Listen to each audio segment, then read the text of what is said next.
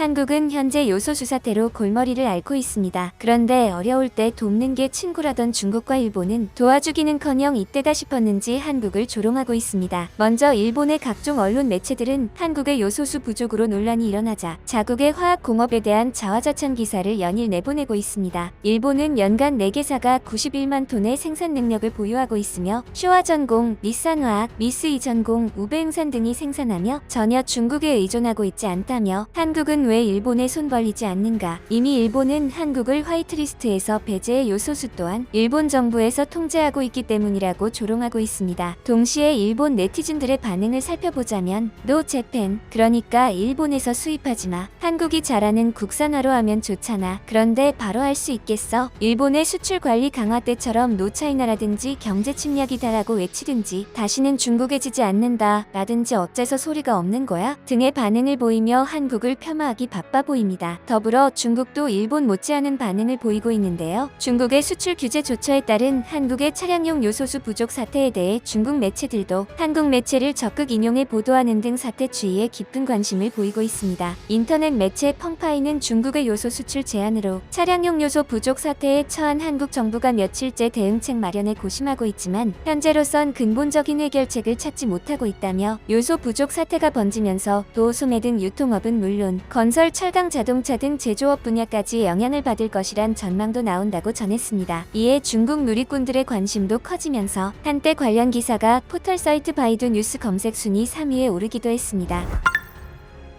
구독과 좋아요 한 번씩 부탁드립니다. 누리꾼들은 선진국인 한국이 요소수도 만들지 못하느냐거나 한국의 요소수 공급을 공급해주는 대가로 화웨이에 반도체를 공급해달라고 하자고 썼습니다. 또 중국 SNS 웨이보에선 한국은 대부분의 제조업 원자재를 중국에 의존하고 있다. 한국이 요소수 문제를 겪기 전까지 요소가 무엇인지 들어보지도 못했다. 중국이 한국의 물류를 멈춰 세울 수 있다는 것을 알게 됐다는 등의 조롱 섞인 반응이 나왔습니다. 현재 중국 언론들은 한국의 요소수 부족 사태를 연일 보도하며 자국의 위대함을 뽐내는 기회로 삼고 있습니다. 중국과 일본은 한국을 깎아내리기에 바쁘지만 러시아는 문재인 대통령의 요소수 협조 요청에 차량용 요소수 남은 양을 러시아 대기업들과 협의해 대량으로 한국에 수출해주기로 협의하였습니다. 또한 중국과 무역 전쟁 중인 호주 스콧 모리슨 총리는 한국 정부의 요소수 긴급 수출 승인을 허락하며 2만 톤을 즉각 수출했으며 추가로 7천 톤을 더 보내기로 하였습니다. 또한 스콧 모리슨 총리는 한국이 호주가 코로나 위험 시 방역물자와 전문가 파견에 도움을 준 것에 감사하며 요소수 문제에 도움을 주겠다고 합의하였습니다. 베트남 정부도 한국에 긴급 200톤 그리고 추가분으로 5,000톤을 추가 수출하기로 협의했으며 현재 요소수는 한국에서 연간 소모되는 요소수보다 4만 톤가량 추가 확보될 가능성이 매우 높아졌습니다. 이처럼 중국과 일본은 한국을 조롱하고 있지만 다른 국가들은 한국에 적극적으로 도움을 주고 있습니다. 그런데 틈만 나면 한국을 조롱하는 중국과 일본에 어둠이 찾아오고 있는데요. 미국이 반도체 문제에 있어서 중국에 압박을 하기 시작해 그 압박이 일본에도 미칠 것으로 보여지기 때문입니다. 요소수 사태가 심각한 것은 사실이지만 요소수는 충분히 대체품과 대체국을 찾을 수 있는 반면 반도체와 같은 국가 사업은 한번 제재가 걸리면 해결하기 쉽지 않은 것이 사실입니다. 따라서 현재 국제사회에서 안 좋은 이미지를 가진 중국과 일본으로서는 미국의 반도체 압박 상황이 부담으로 작용하게 되는 것이죠. 미국 정부가 병목 현상 해소를 명분으로 내세워 대만 TSMC와 한국 삼성전자 등 세계 주요 반도체 업체들로부터 경영 현황 자료를 제출받은 가운데 중국에서 불편한 기색이 역력합니다. 화웨이 제재가 단적으로 보여줬듯이 미국이 중국의 반도체 아킬레스건을 집요하게 때리는 가운데 미국이 새로 확보한 자료를 향후 대중 반도체 제재를 강화하는 데 쓸 수 있다는 우려가 커지고 있기 때문입니다. 관영한95는 미국은 세계 반도체 위기를 명분으로 내세워 반도체 관련 기업으로부터 기밀 데이터를 강탈했다며 미국은 이번에 실질적으로 명백한 약탈을 했다고 비난했습니다. 중국의 이러한 기사는 도둑이 제발 저린다고밖에 보이지 않는데요. 현재 중국에서는 미국이 이 자료를 향후 대중 반도체 제재 확대에 활용할 수 있다는 우려가 큰 상황이기 때문입니다. TSMC와 삼성전자 등 대부분 반도체 기업들이 고객 정보 등 민감한 내용을 빼고 자료를 낸 것으로 알려졌지만 중국의 불안은 잦아들지 않는 모습입니다. 중국의 한 누리꾼은 SNS에서 미국이 이를 통해 중국에 대해 반도체 의존 의존도를 기본적으로 파악하고 정밀 타격을 가할 수 있다고 주장했습니다. 중국이 이처럼 민감한 반응을 보이는 것은 그만큼 미국의 반도체 압박에 따른 부담이 크다는 것을 증명하고 있습니다. 왜냐하면 중국은 어떤 국가보다 반도체를 외국에 크게 의존하고 있기 때문입니다. 메모리 반도체의 경우 삼성전자와 SK하이닉스 의존도가 매우 크고 첨단 시스템 반도체 역시 TSMC에 절대적으로 의존하고 있습니다. 중국을 향한 미국의 계속되는 반도체 압박 속에 중국의 찬물을 끼얹는 상황이 발생했습니다. 중국이 간절히 바라는 반도체 자립 실현에 천병 역할을 하는 파운드리 업체 SMIC가 구원 투수로 영입했던 반도체 업계 거물 장상희가 1년도 채 버티지 못하고 회사를 그만뒀습니다. SMIC는 11일 밤 장상희가 이 날짜로 부회장직에서 사퇴했다고 밝혔습니다. 회사 측은 장 전 부회장이 가족들과 더욱 많은 시간을 보내기 위해 사직한다고 설명했지만 외부에서는 SMIC 고위층 간 내분에 따른 결과라는 관측이 파다합니다. SMIC는 첨단 미세 공정 개발의 돌파구 마련에 큰 기대를 걸고 작년 12월 TSMC 출신인 장상희를 부회장으로 영입했습니다. 그런데 지난 9월 SMIC의 회장 사임에 이어 이번 장상희 부회장까지 사임하며 SMIC의 최고 경영진 공백 현상이 심화됐습니다. 장상희는 세계 파운드리 업계의 거물 중 한 명으로 통합니다. 업계에서는 화웨이와 더불어 미국의 핵심 표적이 돼 다층적 제재를 받아 어려움에 빠진 SMIC가 장상희 영입을 통해 첨단 미세 공정의 돌파구를 마련하려 한다는 관측이 제기됐습니다. SMIC는 중국의 거의 유일한 대형 파운드리로 중국이 반도체 자급의 명운이 이 회사에 달렸다고 해도 과언이 아니었습니다. 그런데 미국이 작년 9월부터 이 회사의 첨단 미세 공정 개발 저지에 초점을 맞춘 제재망을 가동하기 시작했는데 엎친 데 덮친 격으로 최고 경영진들이 모두 사임하며 위기가 심화되고 있습니다. 현재 SMIC에도 수많은 중국의 반도체 기업들은 중국의 천문학적 금액의 투자에도 미국의 제재에 못 이겨 파산하는 상황이 일어나고 있습니다. 한편 일본도 한국 반도체를 따라잡기 위해 대만의 TSMC가 일본의 소니와 합작회사를 세우며 반도체 동맹을 맺었습니다. 그런데 일본은 한때 반도체 강국이라고 말했지만 현재는 순위권에서도 찾아볼 수 없으며 혼자서는 경쟁력이 없으니 국가 보조금을 이용해 TSMC와 손을 잡는 모습을 보이고 있습니다. 한편 삼성은 지난 10월 대만의 TSMC와 미세 공정을 두고 경쟁을 하고 있는 가운데 세계 최초 반도체 공정으로 손꼽히는 GAA 기술 기반 3나노 양산 계획을 밝혔습니다. GAA는 기존 핀팩 기술보다 측면적은 줄이고 소비 전력은 감소시키면서 성능은 높인 신기술을 뜻합니다. 삼성전자가 내년 상반기에 3나노 양산에 성공하면 TSMC보다 앞서며 세계 최초가 됩니다. 또한 삼성전자는 고성능 반도체용 2.5D 패키징 솔루션 H큐브를 개발했다고 11일 밝혔습니다. 삼성전자의 H큐브는 주로 고성능 컴퓨팅, 데이터 센터, 네트워크용 등 데이터 기반 첨단 산업 시대를 선도하는 고사양 반도체에 사용됩니다. 이는 업계 최고 사양으로 많은 수의 칩이 집적되는 고사양 반도체 포장에 있어 직접 기술 구현의 난관을 극복한 것으로 평가받고 있습니다. 한편 현재 TSMC는 삼성을 폄하하고 있는데요. 관계자들은 TSMC가 삼성을 두려워하기 때문에 폄하를 하는 것으로 보고 있습니다. 대만은 일본과 손을 잡았지만 현재도 삼성을 견제하고 두려워하고 있는 것입니다. 한편 반도체를 중심으로 글로벌 공급망 재편 작업에 속도를 내고 있는 미국이 한국과 관련 분야 협력을 강화하려는 또 다른 움직임을 보이고 있습니다. 미국의 령온도 장관은 미국에 투자할 때 제공되는 각종 인센티브를 한국 기업들도 차별 없이 지원받을 수 있게 하겠다고 밝힌 것으로 전해졌습니다. 미국 의회에서 논의 중인 반도체 기업들의 투자 지원 관련 법안 등에 따른 인센티브를 한국에도 동일하게 제공하겠다는 것입니다. 럼온도 장관은 이와 함께 양국의 투자기관 간 협력 채널 구축을 희망한다는 뜻도 전달했습니다. 상무부가 한국 기업들의 반도체 관련 자료 제출 후 추가 조치를 할 가능성에 대해 문 장관은 그렇게 예상되지 않는다고 밝혔으며 미국 측은 기업들에 대한 자료 제출 요구 조치가 굉장히 이례적인 상황에서 불가피하게 있었던 조치였다고 전했습니다. 미국 측은 이번 조치가 일회성 조치로 진행돼야 한다는 문 장관의 입장 표명에 대해 한국 측의 우려를 잘 알고 있다며 기업들의 영업 비밀에 대해 보안을 철저히 하겠다는 약속을 했습니다. 이번 장관급 회의에서 미국이 한국과의 반도체 협력을 강화하는 모습이 분명해졌으며 중국에 대한 견제는 더욱 강해졌습니다. 현재 일본의 반도체는 전혀 미국과 한국의 위협이 되지 않고 있으며 대만의 TSMC는 국제 정세에 민감하게 반응하기 때문에 위험이 따른다고 전문가들은 보고 있습니다. 그런데 현재 일본은 TSMC와 협력을 하고 있는데 만약 TSMC가 국제 정세 영향으로 위험에 처한다면 일본의 야심찬 계획도 물거품이 되는 것이죠. 결국 한국의 요소수 사태를 조롱하는 중국과 일본의 상황이 언제 급반전될지 모르는 상황입니다.